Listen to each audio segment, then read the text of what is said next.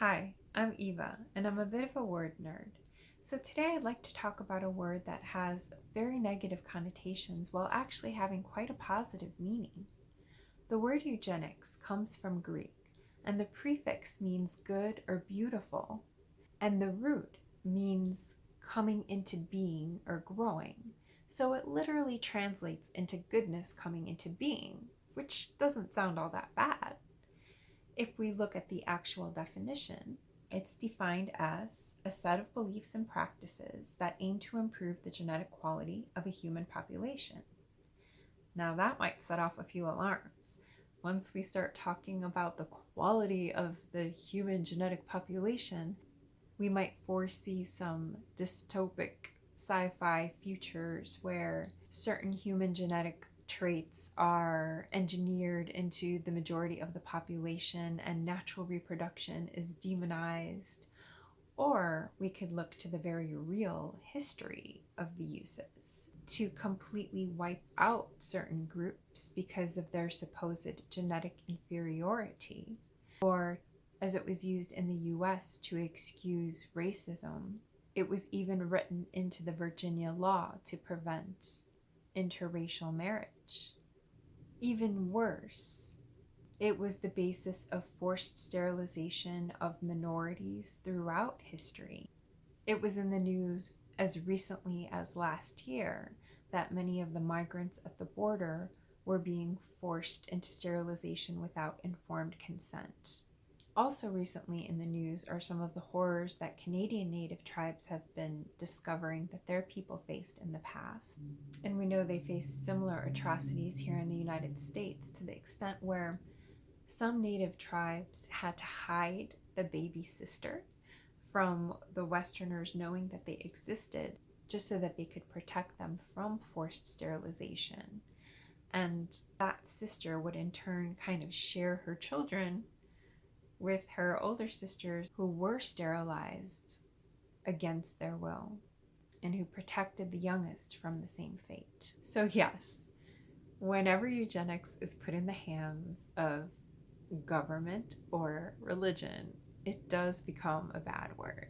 However, if we really look at nature and not how Hitler or racists might pervert it to their ends, we see the selection of the genes that populate the future is left to the females. Each individual woman has a magical, actual, real-life space-time portal in between her legs. If you think about it, a pussy is a space within a human being that could be occupied with another human being, and they unite as one ecstatic being for a moment or two. If that's not magical enough, it also can project a person's likeness into the future. How amazing is that?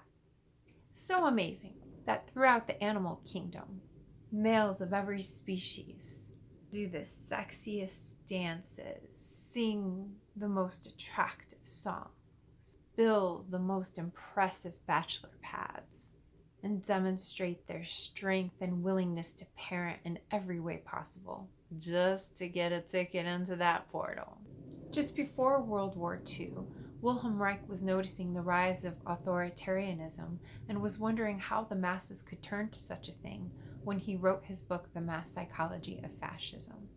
In it, he recognized that sexual repression was a tool used by governments and religions to cause people to second-guess their own nature enough to accept any radical authoritarian ideals. In it, he recognized that matriarchy maintained a natural sex economic organization, whereas patriarchy throws it all out of whack. I think it's time that we get it back in order. Ladies, this is what I propose. Have sex with whomever you want, but value the power you have in being able to choose who populates the future and who you allow to reproduce through your portal. That's why I'm a huge fan of prophylactics. And I'm not the only one. Zoologists have observed a species of olive baboon tends to eat a higher quantity of these African black plums and their leaves during the rainy season. Those are full of phytoprogestogens, which decrease their fertility and even the advertising of their ovulation. So their butts won't get as all red and poofy and come get me as usual during the rainy season, because that's a time when a lot of diseases spread, so it would be inconvenient for them to be reproducing. And female birds will choose the prettiest bird with the most colorful feathers and the sexiest songs to knock them up, and then they'll go lay their egg in the nest of the bird who built the best nests, so that they get the best of both worlds, genetics and parenting. So the difference between me and, say, Hitler is I'm not going to tell you who I think is genetically superior or who you should reproduce. I just want you to recognize that you have that power, and I'm curious to see what kind of a world the future may be if more women realize the power they have in choosing who to or not to reproduce. We have the power to choose whose genes get to make it through to the next round, or whose stop and shrivel up their family tree for good. Now, the good news is this power isn't limited only to women. Some people who think of themselves as conservatives are threatened by different expressions of gender or sexuality. However, all are natural, important, and widespread throughout the animal kingdom. The part of our brain that controls our hormones sits outside of our blood-brain barrier because it's supposed to be receiving information from our environment all the time to help it regulate our hormones to better fit in that environment. So anybody trying to tell anybody what's natural or right for them to be doing sexually is completely unnatural and wrong. Nature shows us that it's a good idea to respect the choices or attractions each individual comes to. What is unnatural is any political maneuver to demonize any natural sexual expressions that don't harm others. Many of the patterns that Wilhelm Reich recognized when he wrote the book are repeating right now. He wrote, "More than anything else, it is the fear of sexual freedom, conceived of as sexual chaos and sexual dissipation in the mind of the reactionary thinker, which has a retarding effect upon the yearning to be free of the yoke of economic exploitation." This is why a lot of the Proud Boys who took vows not to masturbate because sexual repression, authoritarianism, are also so vehemently against the social justice warriors, while many of them face the same economic pressures that would be alleviated if they weren't tricked into being divided along those lines. So what can men do? Well, like every male in the animal kingdom, you can demonstrate your value to the future, and that doesn't necessarily mean having a killer bod. Males throughout the animal kingdom try to be the kind of males they must be to win that special someone's heart and access to her powerful portal. So we can all think of what we need more of in the future and try to be that. And if that's not working for you, maybe reassess. What can I do to be worthy of another round?